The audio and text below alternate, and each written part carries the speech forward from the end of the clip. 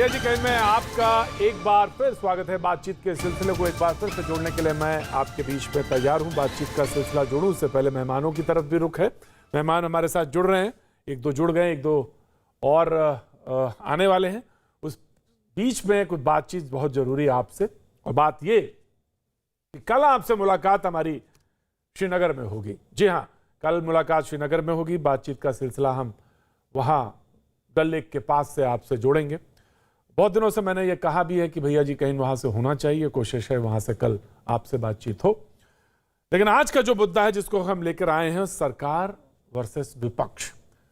चाय पे बुलाया राहुल गांधी ने कॉन्स्टिट्यूशन क्लब में, 14 विपक्षी दल उसमें शरीक हुए, एक दो लोग नहीं आए। उनका भी एक मतलब निकलता है कि आखिर क्या उसका मकसद है। लेकिन हाँ, जो 14 आए, बातचीत तो ये कहा जाएगा जो 14 आए उस पर बात नहीं कर रहे, जो 2 नहीं आए उस पर क्यों बात करें। ठीक है, जो 14 आए उस पर जरूर बात होगी। और सरकार ने इसको कहां तक कैसे लिया, संसद में फिर से हंगामा है। उन सब तमाम बातचीत के मसले को आज अपने मेहमानों के बीच में रखेंगे, वो मेहमान अपनी बात कहेंगे। लेकिन सबसे पहले सरकार और विपक्ष के बीच में तकरार क्या है और कहां फंसा हुआ है पेच, पहले वहां पे नजर। ये बड़ा स्पष्ट है कि जो लोग चाहते हैं कि विघटन करें या बरगलाएं, उन्होंने बड़ा स्पष्ट संदेश सुना है। चाहे पेगासस हो, चाहे ये जबरदस्त मार हो तेल की कीमत की, गैस डीजल पेट्रोल की कीमत की, खाद्य पदार्थों की इत्यादि, चाहे कृषकों के मुद्दे हों, हम जुटेंगे, जुटे रहेंगे, हटेंगे नहीं। हम सब एक साथ हैं। बहुत बड़ी मात्रा में पैसा बर्बाद हो रहा है। लोगों के जो पैसा से ये चलता है लोकसभा और लोकतंत्र, इसका बहुत बड़ा बर्बादी कर रहे हैं। हमने बार बार ये कह रहे, आज प्रधानमंत्री जी ये भी कहा कि शुरू से हम कह रहे हैं हम चर्चा के लिए तैयार है, और एक माहौल बनाने का कोशिश चल रहा है कि बिल इज ऑफ गवर्नमेंट, और बाकी जो है ठीक है, बाकी भी चर्चा हम करने के लिए था, बाकी अपोजिशन का। It is not correct. सरकार कह रही है वक्त कि हम बातचीत के लिए तैयार है, लेकिन मैंने कहा कि पेंच कहां फंस रहा है, विपक्षी एकता जो है वो क्या है और इसका मकसद क्या है, ये तमाम सारी बातचीत, इस पर हम अपना आज भैया जी कहीं की शुरुआत करेंगे। जो मेहमान हमारे साथ जुड़े हैं उनसे हम तारुफ करा दें। साधना भारती कांग्रेस का पक्ष रखने के लिए हमारे साथ मौजूद हैं, बहुत बहुत शुक्रिया साधना। जयराम विप्लव जी बीजेपी का पक्ष रखने के लिए हमारे साथ आज जुड़ रहे हैं, बहुत दिनों के बाद आज भैया जी कहीं में जयराम आ रहे हैं, बहुत बहुत शुक्रिया जयराम, बहुत बहुत शुक्रिया। इफ्रा जान नेशनल कॉन्फ्रेंस से पक्ष रखने के लिए हमारे साथ मौजूद है। मैंने जैसे पहले जिक्र किया, कल भैया जी कहीं कश्मीर श्रीनगर में मैं मौजूद रहूंगा, बहुत बहुत शुक्रिया इफ्रा, आपसे भी जुड़ने की कोशिश की जाएगी वहाँ पे। शिवम त्यागी राजनीतिक विश्लेषक लखनऊ से हमारे साथ जुड़ रहे हैं, बहुत बहुत शुक्रिया, thank you so much. Doctor Aziz Khan Samajwadi party का पक्ष रखने के लिए हमारे साथ मौजूद हैं, बहुत बहुत शुक्रिया। आज पुराना नियम वही और उसी के मुताबिक हम चलेंगे। 30-30 सेकंड सबको बोलने का मौका, उसमें मैं भी इंटरफेयर नहीं करता, कोशिश करेंगे 30 सेकंड के अंदर अपनी बात कहें। चाय पर दावत, विपक्षी दलों ने कहा कि मेरी नज़र में जो सबसे ज़्यादा अहम बिंदु हैं, पेगासस के मुद्दे पर एकजुट होना है, वो बहुत ज़रूरी है। साथ साथ महंगाई का मुद्दा भी है, और एक आवाज़ निकले, एक बात निकले, इसको लेकर एक मकसद है। सबसे पहले कांग्रेस की प्रवक्ता साधना भारती, 30 सेकंड आपके। जी धन्यवाद आदरणीय प्रतीक जी। देखिए, सबसे पहली बात है, देश में हम दो हमारे दो की सरकार चल रही है, और वैसे ही भारत के अंदर 2 वायरसों ने परेशान किया हुआ है। एक तो वायरस है कोरोना वायरस, जो देश के लोगों को बीमार कर रहा है, और दूसरा वायरस है पेगासस वायरस, जो लोकतंत्र को बीमार कर रहा है। तो जैसे कोरोना वायरस के लिए वैक्सीन की डोज जरूरी है, वैसे ही पेगासस वायरस से बचने के लिए जांच की डोज जरूरी है। तो जब एक सीधी सी बात है, ये जो रामराज्य की बात करते हैं, झूठे ठेकेदार धर्म के बनते हैं, उनसे मैं पूछना चाहती हूँ कि आप जांच से क्यों घबरा रहे हैं, आप क्यों भाग रहे हैं? अगर आप में सच्चाई है आपकी बात में, अगर आपने पेगासस नहीं खरीदा, चारों लोकतंत्र के चारों स्तंभ से जुड़े लोगों की आपने जासूसी नहीं कराई, तो डर किस बात का है? किस बात से आप भाग रहे हैं? क्यों चोर की दाढ़ी में तिनका की कहावत को चरितार्थ करती है आज भाजपा की मोदी सरकार नजर आ रही है। और मोदी सरकार के घटक दल, एनडीए के घटक दल, चाहे वो नीतीश कुमार जी, उन्होंने कह दिया कि जांच होनी चाहिए। ऐसे ही किसान आंदोलन में कह दिया था, प्रकाश सिंह बादल जी पल्ला झाड़कर चले गए। तो आज छिटके हुए क्यों दिख रहे हैं? क्योंकि आज सच्चाई है कि आज एक तो पेगासस का वायरस, दूसरा कोरोना वायरस, ऊपर से महंगाई की मोदी मार, युवा बेरोजगार, महिलाओं पर अत्याचार, किसान लाचार, कर्ज से बीमार। अरे आज क्या करे हिंदुस्तान? आज इन्हें बताना पड़ेगा, इन्हें जवाब देना पड़ेगा। पहला सवाल कि पेगासस खरीदा कि नहीं खरीदा, ये मत कहिएगा कि आप जवाब दे रहे थे, क्योंकि संसद में आप जवाब नहीं दे रहे थे, आप सफाई दे रहे थे, आप ये कहना चाह रहे थे, आप तो कहानी बता रहे थे। ये अगर कोई मीडिया की रिपोर्ट आती है तो उसे कहानी करार नहीं दिया जाता, उस पर जांच बिठाई जाती है। फ्रांस, इजराइल, हंगरी जैसे देश अगर जांच कर सकते हैं, आप क्यों नहीं करना चाहते? थैंक यू साधना, आपने बहुत लय के साथ और बिल्कुल छंद मुक्त नहीं बल्कि छंद लय के साथ आपने आज अपनी बात रखी है। बहुत बहुत शुक्रिया। समाजवादी पार्टी के प्रवक्ता डॉक्टर अजीज खान साहब, 30 सेकंड आपके। देखिए प्रतीक भाई, एक लंबे वक्त से सदन जो है उसमें गतिरोध है, लेकिन ये सत्ता का अहंकार देखिए, किस तरीके से अहंकार और अड़ियल रवैया कि विपक्षियों को सम्मान नहीं मिल रहा है। विपक्षी लगातार प्रयास कर रहा है बात करने के लिए, अपनी मांग मनवाने के लिए, और यहां तक कि इनके घटक दल जो कि एक बहुत सीजन्ड पॉलिटिशियन है आदरणीय नीतीश जी, उनको भी इंटरप्ट करना पड़ा। हालांकि हकीकत तो यह कि इनके घटक दल है, लेकिन ये कभी कभी उनके डीएनए के बारे में भी पूछते रहते हैं, लेकिन वो एक अलग इशू है। लगातार बहुत सारी बातें लगातार आ रही। इनके एक नेता है सम्राट चौधरी साहब, उन्होंने भी अलग तरीके का बयान दिया। साहब उपेंद्र कुशवाहा साहब कह रहे साहब ये मोदी ये कहीं ना कहीं प्रधानमंत्री के मटेरियल है। सवाल इस बात का है कि इनको समझना चाहिए कि जब इनके घटक दल आज सवाल उठाना शुरू कर दिए, और तमाम पेगासस पे आप देखिए कई देशों ने इस पर जांच कमेटी बैठा दी। आखिर क्या दिक्कत है? साच को आज क्या, अगर वाकई में ये निर्दोष है और कुछ नहीं किया है तो इनको उसका जांच कराना चाहिए। लेकिन जांच क्यों नहीं करवाना चाहते?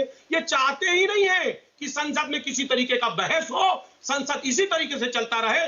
ये सिर्फ नाम मात्र का लोगों को समझाने का प्रयास करते हैं। जी बहुत बहुत शुक्रिया, बहुत बहुत शुक्रिया, thank you. Jairam Viplav, 30 second आपके। प्रतीक जी, बहुत लंबे समय बाद आपसे मिलकर बहुत अच्छा लग रहा है। जी बहुत बहुत शुक्रिया। जी जी जी, अब मैं उत्तर देता हूं।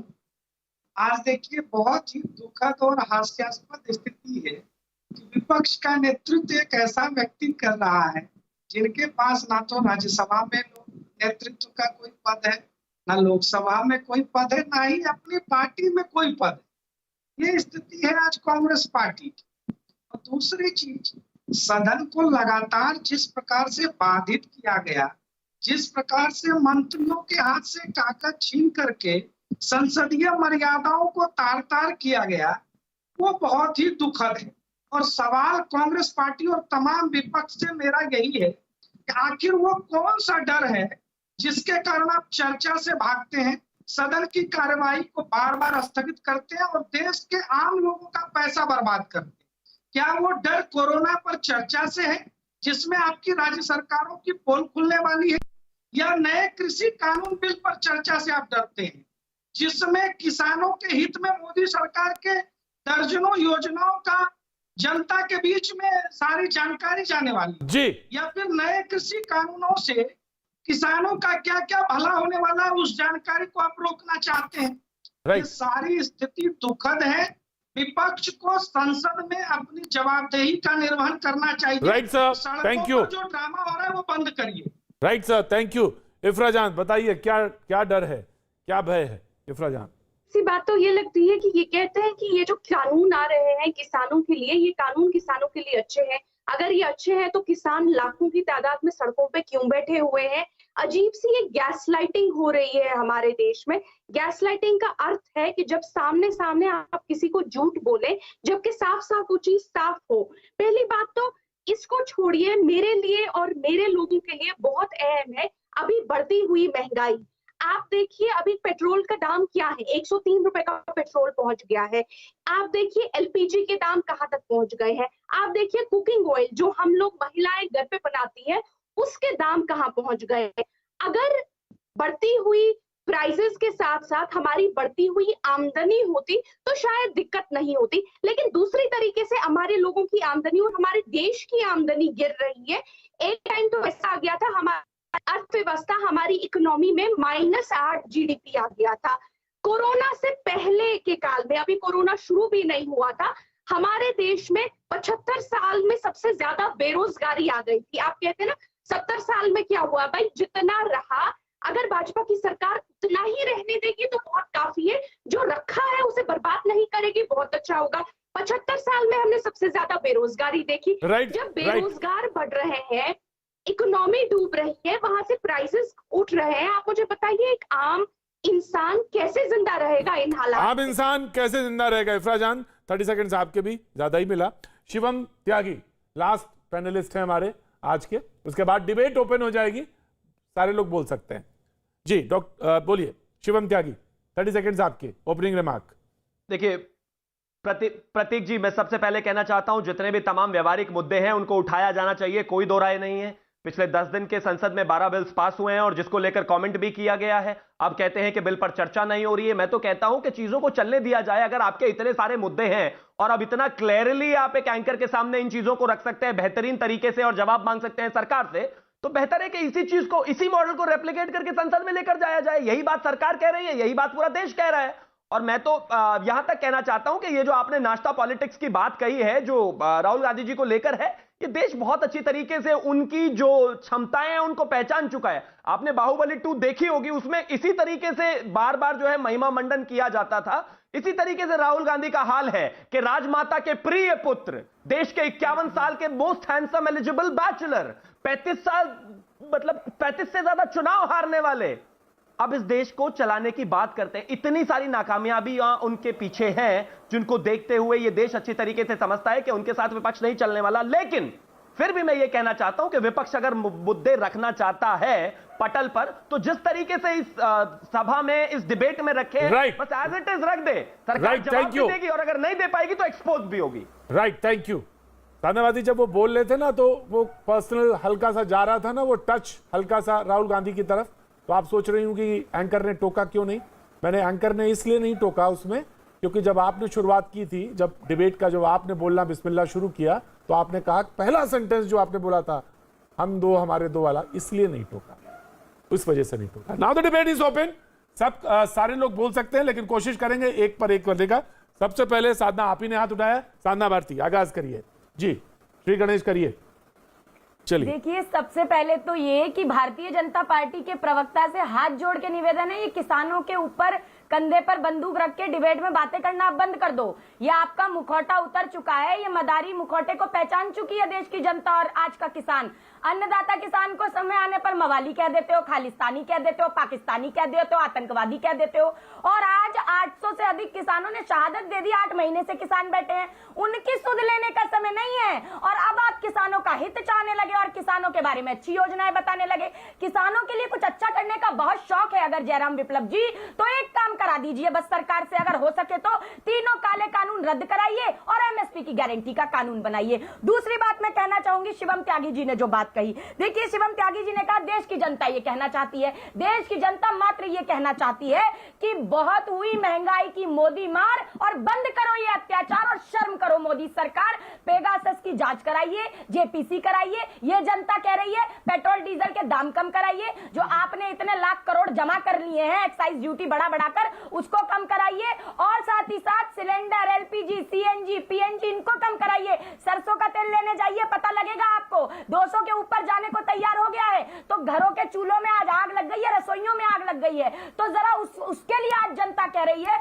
और इसके लिए अगर विपक्ष एकजुट होकर खड़ा हुआ है तो मुझे लगता है वो बहुत अच्छी बात है। मैं आ रहा हूं विप्लव, शिवम ने पहले हाथ उठाया। शिवम त्यागी ना, please respond. Shivam Tyagi please respond. जी नहीं, मैं बड़ी शालीनता और सम्मान से कहना चाहता हूं प्रतीक जी, मैंने इतने मतलब धैर्य से सुना, ये उम्मीद करते हुए कि मुझे टोका नहीं जाएगा। मैं कहता हूं बहुत शानदार साधना जी, आपके इस धारा प्रवाह बोलने को मैं खुद से स्टैंडिंग ओवेशन देता हूं, लेकिन इसी बात को अपने नेताओं तक कम्युनिकेट कर दीजिए ना। मैं यही तो कह रहा हूं, राजमाता के प्रिय पुत्र वो क्यों नहीं संसद चलने देते, यही तो बात है। जिन बातों को आप आज यहां डिबेट में इतने तार्किक तरीके से रख रहे हैं, इतने ही तर्क के साथ इस पूरे देश का, फिर देखिए आपने चिल्लाना शुरू कर दिया। पूरे तर्क के साथ इसी बात को क्यों नहीं संसद में रखने दिया जा रहा? रखने दीजिए ना। मैं कहता तो हूं हजारों करोड़ की जमीन जीजा जी को हड़पने देने वाले देश के मोस्ट हैंडसम एलिजिबल बैचलर 51 साल के राहुल गांधी आज किसानों की जमीन छीनने की बात कर रहे हैं। अब यही प्रॉब्लम आपके साथ है, यही जो आपकी इंटॉलरेंस है ना, यही साधना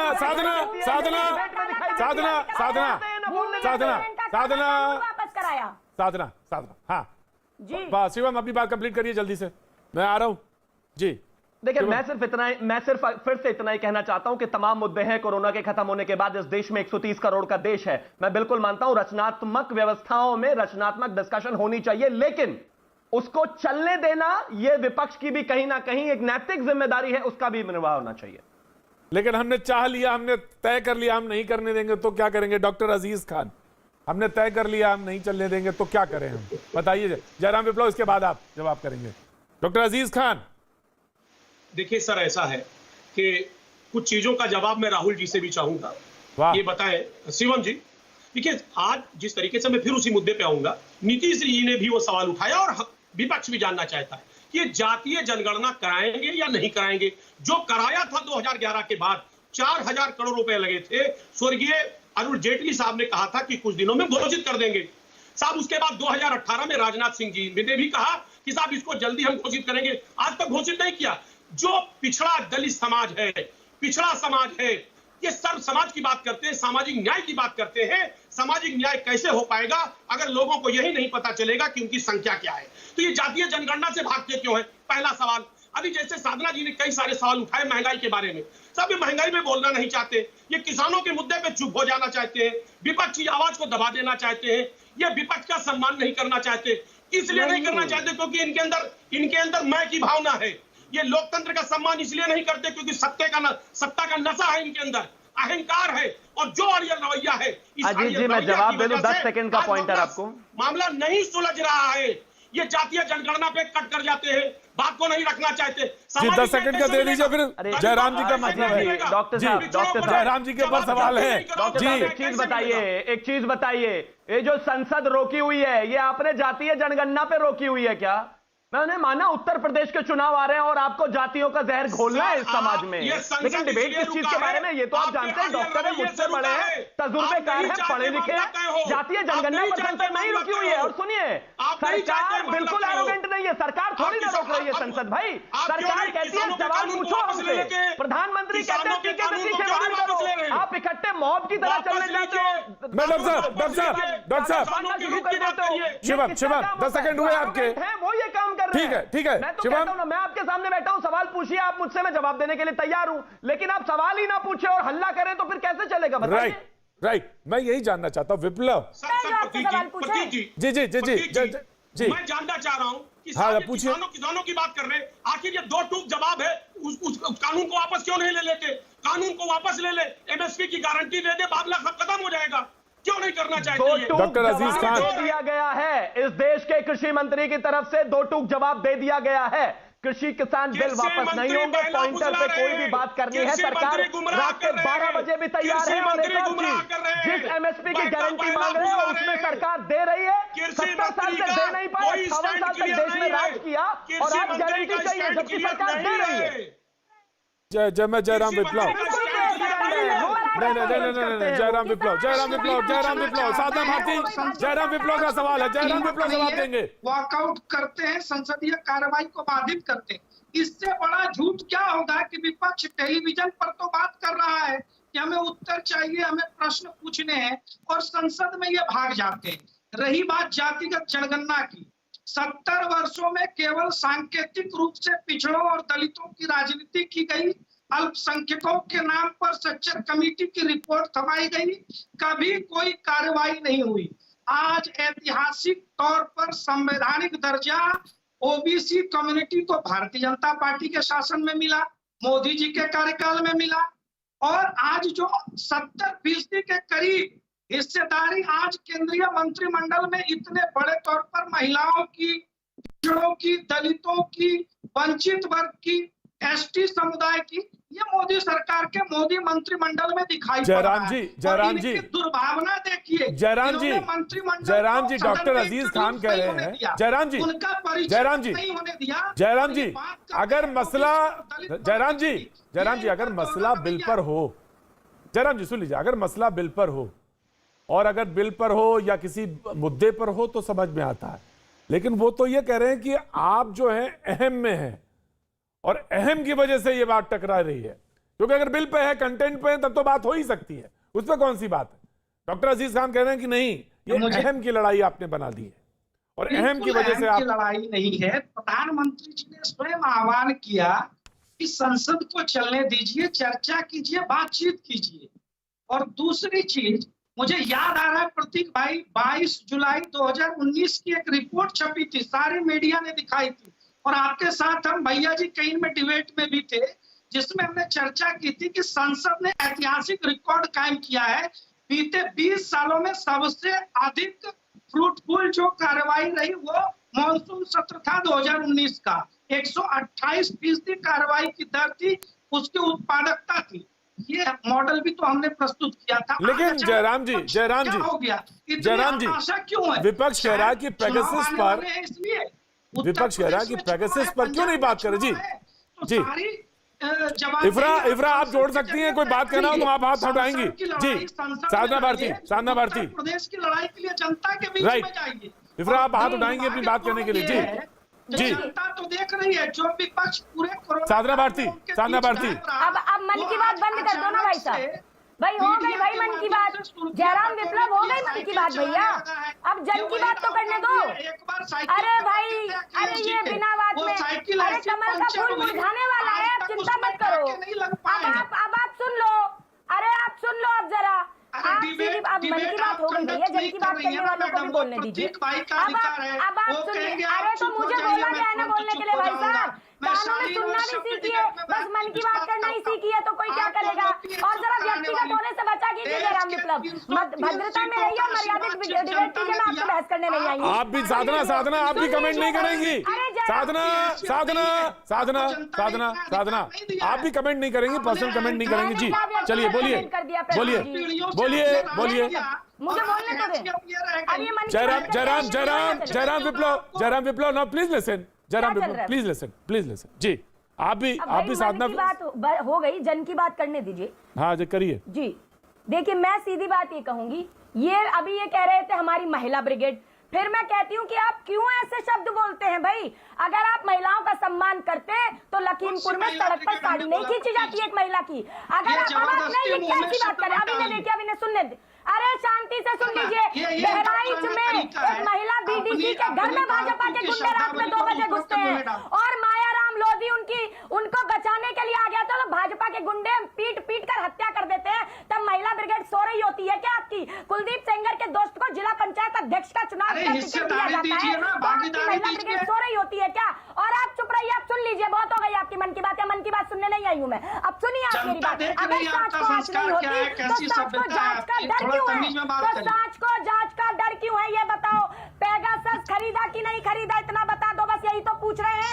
और खरीदा तो क्या पेगासस खरीद कर लोकतंत्र के चारों स्तंभों की जासूसी करनी थी आपने? प्रहलाद पटेल तो ये साधना जी, मैं रोक रहा हूं, सारी डिबेट मैं रोक रहा हूं, सबको रोक रहा हूं। Audio close. तो साधना, मैं यही तो सवाल पूछ रहा हूं इतनी देर से कि आप बहुत अच्छा बोल रही हैं, यही से सवाल पूछ रहा हूं कि अगर पेगासस पे ही बोलना है या बात है, तो ये बात महंगाई पर है, तो संसद सबसे बड़ी पंचायत में कही जाएगी ना। टीवी डिबेट पर क्यों होगी बात? टीवी डिबेट पर क्या बात होगा, उसका क्या हल निकलेगा? जानना चाहते हैं सबसे बड़ी पंचायत पे ये बात कही जाए, तो उसका लिए क्या चाह रहा है ये मुझे बताइए साधना भारती। मैं जवाब दे देती हूँ, मैं आ रहा हूँ आपके पास, मैं जवाब दे देती हूँ। इफ्रा आ रहा हूँ जी। देखिए, सबसे पहली बात, इन्होंने, आपने कहा कि हम संसद में, अरे संसद में इन्होंने जब जवाब दिया अश्विनी जी ने, तो क्या जवाब दे रहे थे? वो तो इसे कहानी करार दे रहे थे। तो जब आप कहानी बताएंगे, हम आपकी मन की बात थोड़ी ना सुने, आप संसद में भी मन की बात ना संसद के बाद नहीं, टिप्पणी मत कर, संसद में मन की बात नहीं जी, नहीं टिप्पणी नहीं, कहानी नहीं है, मन की तो बात है कि आप अपने मनगढ़ंत कह नहीं, आप ये बताइए, ये पापड़ी नहीं, अब आप बताइए, नहीं, साधना भारती, नाउ प्लीज रिप्लाई। आप कहें मन की बात संसद के अंदर, आप कहते हैं पापड़ी चाट, ये क्या है? ये पापड़ी चाट है? संसद कोई पापड़ी चाट की जगह है? मैं तो बताइए, जवाब दीजिए। अब मैं सीधी बात ये कहूंगी, जब नहीं देखिए, नहीं, ऐसा कुछ नहीं है। मन की बात तो ये करते हैं, मैं क्या अपनी तरफ से बता रही हूँ? क्या मन की बात नहीं होती? क्या दीजिए नहीं होती? अब जब होती है तभी तो कह रही हूँ। नहीं तो आप भी तो मनी की बात कर रही हैं, आप कहाँ नहीं, आप कहाँ दिमाग की बात कर रही हैं इतनी देर से? नहीं, आप दिमाग की बात कहाँ कर रही हैं? मनी की बात तो कर रही हैं आप भी। मन की नहीं कर रही। नहीं, आप दिमाग की कर रही हैं क्या? मनी की बात कर रही है ना? महंगाई बढ़ रही है मेरे भाई, महंगाई बढ़ रही है तो मन की बात है ना? तो खूब। अरे साधना भारती, मन की बात कहाँ है? ये तो जन की बात है भाई। नहीं भाई, दिमाग की बात है कि नहीं है? मन की बात नहीं है। अगर डीजल पेट्रोल 100 के पार होगा तो किसानी पे भी असर होता है, घरों में भी असर होता है, हर जगह पर असर पड़ता है। तो ये मन की नहीं है, जन की बात है। Shivam Tyagi, please reply. प्रतीक जी, जी प्रतीक जी, मैं बड़ी शालीनता और सम्मान से कहना चाहता हूं, चाट पापड़ी वालों को और इनको मन की बात वालों को जो संसद को इस तरह से बदनाम करते हैं उनको समझ में नहीं आएगा, लेकिन आपको एक बहुत ही तार्किक उत्तर देने की कोशिश करता हूं। कोरोना कर इनको कहिए, प्लीज इनको कहिए, मैं डिस्टर्बेंस में नहीं जाना चाहता। मैं एक चीज याद दिलाना चाहता हूं, आपको याद होगा कोरोना के मामले में राज्यों ने केंद्र को एक रिपोर्ट सबमिट करी जिसमें उन्होंने कहा कि किसी भी राज्य में एक भी मौत नहीं हुई ऑक्सीजन के कारण। आप यकीन मानिए, मैं किसी भी वैचारिक समानता की बात करने वाला व्यक्ति, मनोज झा ने जो बोला संसद में, उसका पूरे देश पर इंपैक्ट हुआ कि नहीं हुआ? अब सिर्फ चीखना चिल्लाना मतलब नहीं है। संसद में अगर आप कोई भी तार्किक चीज रखेंगे तो ये देश भी सुनेगा, मीडिया भी सुनेगा, दुनिया भी सुनेगी। पर आप कमाल की बात है, वहां तो आप बात ही नहीं रखना चाहते, बोलना ही नहीं चाहते, उसको ब्लॉक कर देना चाहते हो। मैं कहता हूं, आप जितनी भी चीजें कह रही हैं बिल्कुल सही है, कह रही हैं, लेकिन क्या ये पटल है इस चीज का? क्या इस पर आप सरकार से कोई जवाब ले पा रही है? और मन की बात नहीं है इस देश के संसद को। मैं सबको रोक रहा हूं। इफ्रा जान जी, थैंक यू। अजीब सी बातें मैं शिवम त्यागी जी की बात बड़े ध्यान से सुन रही थी। वो कहते हैं कि विपक्ष सवाल उठाए ना संसद में। आप मुझे एक बात बताइए, क्या ये लोग हर जगह पे, हर टीवी चैनल पे सवाल नहीं उठाते थे और हम लोग इनका हर टीवी चैनल पे जवाब देते थे? इनको टीवी चैनल पे जवाब देने में क्या दिक्कत है? कहते हैं इनका मतलब है जब तक संसद पे सवाल नहीं उठेगा तब तक हम जवाब नहीं देंगे। साधना जी ने साफ सवाल किया, उन्होंने कहा कि क्या पेगासस, एक सेकंड, साधना जी ने सवाल किया, उन्होंने कहा क्या पेगासस जो है हमारी सरकार ने खरीदी है या नहीं खरीदी है? हमारी भारतीय जनता पार्टी की स्पोक्सपर्सन है। इफ्रा जी, आप एक चीज समझ लीजिए, मैंने आपको ये नहीं कहा कि आप टीवी पर सवाल मत उठाइए, रोज उठाइए। टीवी पर तो आप मुझसे लगातार 8 घंटे बहस कर लीजिए, छोड़िए बाकी बातें, मैं जवाब दे सकता हूँ। और किसने कहा? आप पेगासस की बात कर रहे हैं ना? मैं पेगासस पे भी जवाब दिया है, एनएसओ पे भी जवाब दिया है, हर चीज पर जवाब दिया, अभी भी आपको देने को तैयार हूँ। मैं सिर्फ आपको ये कह रहा हूँ कि आप जो टीवी पर सवाल उठा रहे हैं, यही सवाल संसद में भी उठाएं ताकि इनका एक मेजोरिटी। इफ्रा मैं आपकी बात को बड़ा करता हूं। यह बात सच है कि अगर पेगासस पे विपक्ष को सवाल का जवाब चाहिए तो बिल्कुल चाहिए, बिल्कुल सही बात है। अगर जासूसी है या हो रही है तो इस पे जवाब आना चाहिए सरकार का। महंगाई पे जवाब आना चाहिए सरकार की तरफ से। अगर मस्टर्ड ऑयल 180 बिक रहा है तो आना चाहिए जवाब। और अगर किसानों की समस्या है और किसान अगर कह रहे हैं, इतने महीनों से बैठे हैं बाहर, ठंड में बैठे, बरसात में, तो सवाल का जवाब आना चाहिए। लेकिन ये तय कहां होगा? ये टीवी डिबेट पे तय नहीं हो सकता। टीवी डिबेट पे ये कतई इफरात तय नहीं हो सकता कि ये होना चाहिए। ये होगा वहीं संसद के अंदर। और जिसका 1 मिनट का, मैं वही कह रहा हूं, जिसका 1 मिनट का कितना खर्चा है ये बार बार बताने की जरूरत नहीं है, क्योंकि वो हम टैक्स देते इसलिए क्योंकि हमारी भलाई हो। इफ्रा, मैं आपसे स्टार्ट करूंगा। इफ्रा, मैं आप ही से स्टार्ट करूंगा। वक्त एक छोटे से ब्रेक का है, ब्रेक के बाद आता हूं। और इफ्रा, मैं आपसे डिबेट फिर से ओपन करूंगा। जी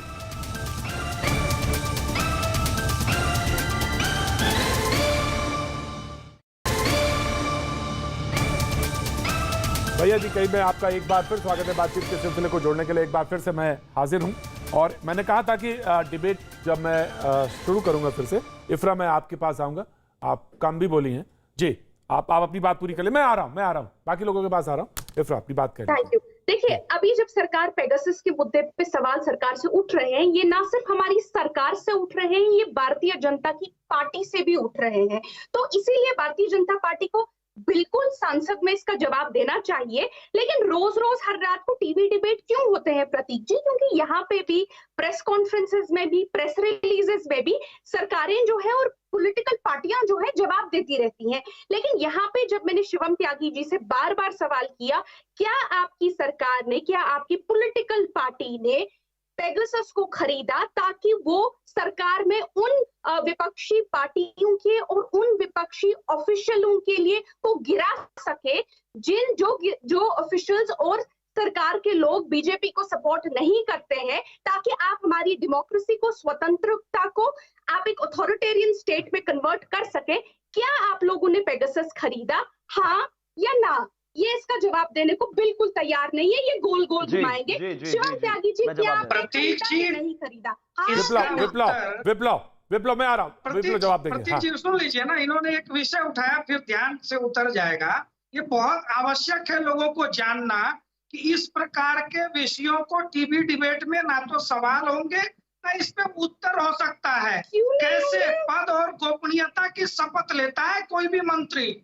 भारत के संविधान की शपथ खाकर कहता है राष्ट्रीय सुरक्षा और बाकी मसलों से जुड़े हुए विषयों पर जब तक कि कोई भी गोपनीय चीज, जब तक वो अति आवश्यक नहीं हो, जहां पर जाहिर करने की जरूरत हो, उसके अलावा कहीं पर नहीं बता सकते हैं। तो हमारे पास तो अधिकार ही नहीं है कि मैं कुछ बता सकूं, ना ही हमारे पास जानकारी है। ये जानकारी सदन में एक सदस्य पूछ सकता है और सरकार उसका उत्तर मंत्री हमको जवाब मिल गया। इन विषयों को लेकर के किस प्रकार का माहौल खड़ा करना, ये पेगासस खरीदा नहीं खरीदा, अच्छा ठीक है, खरीदा ये सदन। राइट, मैंने आपका पहलू जाना। विप्लव मैंने आपका पहलू जाना। मैं डॉक्टर अजीज एक सेकंड दीजिए, मैं साधना भारती जी से के पास जाना चाहता हूं। साधना भारती जी, मुझे ये बताइए कि किसान का मुद्दा, महंगाई का मुद्दा, डीजल का मुद्दा प्रायोरिटी में कहां है? और पेगासस, मेरे लिए पेगासस भी है, इंपॉर्टेंट है, मैंने लिख दिया पेगासस भी। तो 1 2 3 4 ये कहां पे प्रायोरिटी में है, ये जानना बहुत जरूरी है कि महंगाई का, डीजल का और ये सारे मुद्दे। देखिए, ये सारे ही मुद्दे हमारे लिए जरूरी तो है ही। हम इन्हीं सारे मुद्दों को लेकर ही तो सवाल पूछ रहे हैं ना सरकार से। कहां? ये किसान हित की बात करते हैं और किसान सड़क पर बैठे। सरकार कह रही है हमसे पूछ ही नहीं रहे आप। अरे आज, हाँ नहीं मैं बता देती हूँ क्या पूछ रहे। देखिए सीधी बात है प्रतीक जी, चर्चा तो डिबेट्स में होती है। भैया जी कहीं तो एक छोटे से व्यक्ति को भी समझ में आता है और वो देखता है। तो आज तो ये चर्चा भी तो देश भर में जा रही है भाई। आज एक ठेले पे बैठा जो एक चाय की दुकान लगाता है, चाहे वो पकौड़े तलता है, जो ये रोजगार बताते हैं जिसको, एक व्यक्ति देखता है भाई। भैया जी कहीं, अरे देखिए साधना जी फंदा ना डालिए, साधना जी फंदा ना डालिए, भैया जी कहीं में फंदा मत डालिए। खरीदा कि नहीं सुनिए, मैं कुछ नहीं कर रही हूँ। देखिए, मैं सीधा सवाल पूछ रही हूँ, इनसे ये पूछ रहे हैं पेगासस खरीदा कि नहीं खरीदा। ये जवाब दिया उन्होंने, किसानों के बोले हम जवाब देंगे। नहीं, उन्होंने कहा जवाब हम देंगे। नहीं करोगे? नहीं, उन्होंने कहा जवाब हम देंगे। आप देखिए भाई, बिजनेस होता है ना। मिलके संसद में केवल मीडिया में मोदी जी जवाब देने को तैयार नहीं है। अरे आप संसद के सदस्य बनिए, आप भी संसद में जाइए, सरकार से सवाल पूछिए। 70 वर्षों तक जो पार्टी सरकार में रही, उसका ये हक हो गया कि आप संसद को ही नकार देंगे कि संसद की आवश्यकता क्या है। आओ सड़कों पर डिबेट कर लेते हैं, आओ सड़कों पर पार्लियामेंट लगा लेते हैं, आओ सड़कों पर रेस लगा लेते हैं। डॉक्टर अजीज खान, संसद ही महत्वपूर्ण है। मैं रोक रहा हूँ। गोपनीयता की बात कर रहे थे आप। गोपनीयता में तो सेंध लगा दी आपने। अरे सेंध लगा दी गोपनीयता में। पेगासस की जांच कराओगे नहीं कराओगे? चर्चा तो करना सदन में, इतनी जल्द। ठीक है, मैं रोक रहा हूँ, मैं दोनों को रोक रहा हूँ। वो पेगासस पे उन्होंने कहा कि मैं चर्चा के लिए ये है कि संसद में अंदर आए, बहस संसद में ही हो सकती है। हम सार्वजनिक मंच पे क्यों करें, हम यहाँ टेलीविजन डिबेट पे नहीं करेंगे, हम संसद के अंदर बात करेंगे। अब डॉक्टर अजीज खान, ये क्या है कि आप तो कई मुद्दे उठा रहे हैं प्रायोरिटीज में। किसानों का मुद्दा आप बहुत बढ़ चढ़ के उठा रहे हैं, चुनाव है आपके प्रदेश में। अब सवाल यह है कि चर्चा तो संसद के अंदर ही हो सकता। अगर बकाया पैसा है किसानों का, गन्ने का, और आपको लगता है कि मिलना चाहिए, तो दबाव कहां बनेगा? संसद के अंदर ही तो बनेगा। वहीं पे तो आप कहेंगे। कैसे कहेंगे आप बताइए? देखिए प्रदीप जी, चोरी पकड़ी गई है और चोरी पकड़ी गई आप टेलीविजन वाली सरकार का जिसका विजन नहीं है, चोरी पकड़ी गई। और मैं कहना चाहता हूं, ये साहब जवाब भी देते संसद में तो ये कहते हैं, इस कदर बेहतरीन झूठ बोलते हैं कि साहब ऑक्सीजन से कोई मौत नहीं हुई। मैं कहना चाहता हूं कि सच सियासत से अदालत तक बहुत मसरूफ है और झूठ बोलो, झूठ में अब भी मोहब्बत है बहुत। साहब कब तक झूठ बोल के इस देश को गुमराह किया जाएगा? आप पेगासस पे ये नहीं बता पा रहे हैं कि प्रवक्ता महोदय टेलीविजन की सरकार वाले लोग ये नहीं बता पा रहे हैं कि पेगासस खरीदा कि नहीं खरीदा और किसका किसका जांच हो रहा है, ये नहीं बता पा रहे हैं। ये सक्षम नहीं है। ये कह रहे संसद में जवाब देंगे। अरे संसद में तो जवाब आप देते हैं कि साहब ऑक्सीजन से कोई मौत नहीं हुई। आपकी समझ कच्ची तो नहीं थी अजीज भाई। सर प्लीज आप तो लोकतांत्रिक संस्थाओं का सम्मान जानते हैं। सुन लीजिए विप्लव जी, डॉक्टर अजीज को सुन लीजिए। विप्लव तरीका नहीं है। आप लगातार तरीका नहीं है। मुझे मौका दो, बात करने दे। हम तो स्पष्ट रूप से ज्यादा वक्त के बाद मैं आया हूं, सर मुझे मौका दे। हमारे जैसे प्रदीप भाई जी विप्लव सुन लीजिए, प्लीज विप्लव सुन लीजिए। हाँ, दूसरी बात मैं आपको बताना चाहूंगा। अभी देखिए विप्लव जी ने एक सवाल उठाया था बहुत पहले, ने सच्चर कमेटी का नाम लिया था। साहब ये कहते हैं सबका साथ, सबका विश्वास, सबका पता नहीं क्या क्या, दुनिया भर का नारा तो बड़ा लंबा चौड़ा है, लेकिन ये सच्चर कमेटी के नाम पे जिस तरीके से एक कमेटी ने एक रिपोर्ट दिया साहब की मुस्लिम कम्युनिटी जो है वो दलितों से बदतर स्थिति में है। चलो कांग्रेस ने जो किया वो किया। आप जब सत्ता में सबका विश्वास थे, मलाई मुझे मौका दीजिए, उसके नाम मुझे मौका दीजिए। अरे साहब आप क्या कर रहे हैं? साहब उसके नाम पर आप ये तमाशा मत करिए, मुझे बात रखने दीजिए। आजम खान साहब जौहर यूनिवर्सिटी में घपले कर रहे थे। मैं रोक रहा हूं। तब याद नहीं आई जब सत्ता की मलाई अरे मुझे मौका दीजिए सर, आप प्रदीप जी रोकिए इनको पहले। हाँ, मौका आपको मौका। मैं कह रहा हूं साहब, ये सच्चर कमेटी पे इन्होंने क्या काम किया? इन्होंने कहा साहब मुस्लिम महिलाओं को बड़ा काम कर दिया। साहब 3 तलाक रोकने से कुछ नहीं हुआ। तमाम मुस्लिम महिलाएं हमारी जो है, तमाम बहनें सड़कों पर आ गई। साहब 3 साल का जो लोग तलाक देते हैं उनका विवाह टूटता भी नहीं है, वो जेल में चले जाते हैं। पिछले 1 साल में 400 से भी कम 3 तलाक के मामले सामने आए देश में। ये बड़ा क्रांतिकारी परिवर्तन है।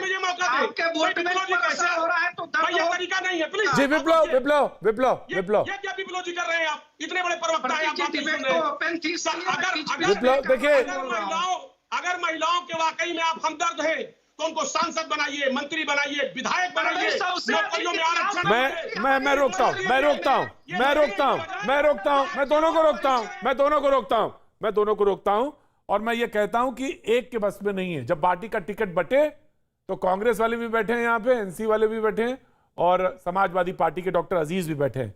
महिलाओं को टिकट दीजिएगा, ज्यादा से ज्यादा महिलाओं को टिकट दीजिए, सशक्तिकरण हो जाएगा। बड़े सीधी सी बात है डॉक्टर अजीज खान, ये बात जब टिकट वाले हो तो उसमें ये कहिएगा। Shivam Tyagi please respond. मैं बड़ी शालीनता और सम्मान के साथ कहना चाहता हूं अजीत जी को कि हाँ बीजेपी महिलाओं का सम्मान करती है और सशक्तिकरण की बात करती है। 2005 31 अक्टूबर को सच्चर कमेटी की रिपोर्ट बनी। 2005 के बाद 2014 तक सत्ता में रहे, कभी याद नहीं आया आपको कि उस सच्चर कमेटी को थोड़ा सा भी इंप्लाई कर ले? हाँ, मुस्लिम महिलाओं के लिए भारतीय जनता पार्टी सोचती है, तभी हाँ स्टूडेंट्स के लिए भी सोचती है, तभी माइनॉरिटीज के लिए अलग से बजट एलोकेट किया। आपने क्या किया बताइए जरा?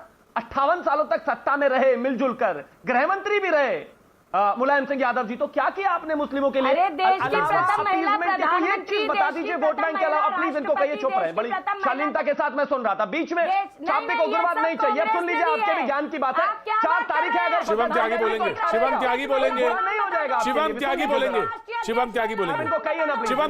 ऑडियो डाउनलोड प्लीज कहिए इनको, प्लीज ऑडियो डाउन। शिवम त्यागी बोलेंगे जी, सबने सुना, सब लोग सुना। मैं 10 सेकंड और लेना चाहता हूं इसके आगे। प्रतीक जी, मैं बड़ी शालीनता और सम्मान के साथ कहना चाहता हूं, मेरे खुद के घर में टीवी नहीं है, लेकिन सबसे हाथ जोड़कर विनती करता हूं। जयराम विप्लव जी ने जो कहा वो बिल्कुल सही है, वो उनका पार्टी का अपना निजी मामला है, लेकिन सब्बित जी ने ऑफिशियली बैठ के कहा टीवी पर, नहीं खरीदा पेगासस। मैं कहता हूं उन्हीं का रेफरेंस देके नहीं खरीदा। क्या बात कर रहे हैं आप एक्सपोज करने की? बिल्कुल नहीं खरीदा पेगासस किसी भी सरकार ने। और इसके आगे भी बताता हूं, इससे पहले रविशंकर प्रसाद जी ने भी यह स्टेटमेंट दिया था। और इफ्रा जी, एक और चीज और क्लैरिटी आपको इसके लिए चाहिए तो अश्विन वैष्णव जी ने कहा है कि ऑलरेडी चेयरमैन साहब को नोटिस साहब हो चुका है और वो जवाब देंगे। उन्होंने कहा है डिस्कशन भी होगा। अब तो क्लैरिटी है ना पेगासस को लेकर, अब भी कोई इत्तेफाक है? अगर अभी भी कोई इत्तेफाक है, मैं जवाब देने के लिए तैयार हूं, लेकिन कम से कम पूरी तैयारी के साथ आया कीजिए, कुछ भी ऐसे मत बोला कीजिए। और आपने आखिरकार कहा अथॉरिटेरियनिज्म, बड़ा भारी शब्द है। अथॉरिटेरियनिज्म का मतलब क्या होता है मैं आपको समझाता हूं। जिस पार्टी की प्रवक्ता है ना नेशनल कॉन्फ्रेंस की, उस पार्टी की सरकार में जम्मू और कश्मीर में बकरवाल, गुज्जर, वाल्मीकि। सुनिए भारती जी की आवाज, भारती की आवाज डाउन करेंगे, भारती का आवाज डाउन करेंगे जी। मैं शिवम आप नेशनल कॉन्फ्रेंस की प्रवक्ता से कोई सवाल कर रहे थे, वो मैं सुनना चाहता हूं। वही कह रहा हूं कि उन्होंने अथॉरिटेरियनिज्म की बात करी थी कि केंद्र सरकार अथॉरिटेरियनिज्म करना चाहती है। मैं उनको यह कहना चाहता हूं अथॉरिटेरियनिज्म का मतलब क्या होता है मैं आपको बताता हूं। नेशनल कॉन्फ्रेंस आपकी सरकार रही है जम्मू एंड कश्मीर में, 370 होने की वजह से वहां पर गुज्जर, बकरवाल और इसके अलावा वाल्मीकि, उनके बच्चे अगर बैरिस्टर भी पढ़ाई कर ले तो भी नालियां साफ करते थे। ये 370 की वजह से हो रहा था और उसको सपोर्ट करने के लिए आप आज भी हंगामा कर रहे हैं, उसे कहते हैं अथॉरिटेरियनिज्म। राइट, नेशनल कॉन्फ्रेंस इफ्रा जान। पहली बात तो जब ये कहते हैं कि बकरवाल लोगों के साथ ऐसा होता था, आप कोई भी जम्मू और कश्मीर का 370 से पहले जो कोई भी जॉब्स का ऑर्डर निकलता था, आप देखिए उसमें रिजर्वेशन एसटीज को अच्छे से और एससीज को मिलता था या नहीं। आप कोई भी ऑर्डर उठा के देख लीजिए। लेकिन मैंने जैसा कहा ये झूठ पे झूठ बोलते रहेंगे। पेगासस पे लास्ट एक पॉइंट कहना चाहती हूँ। पहले तो एक सेकंड पेगासस पे 2 प्रवक्ता हैं। एक कहते हैं हम बोल नहीं सकते, एक कहते हैं हम बोल नहीं सकते क्योंकि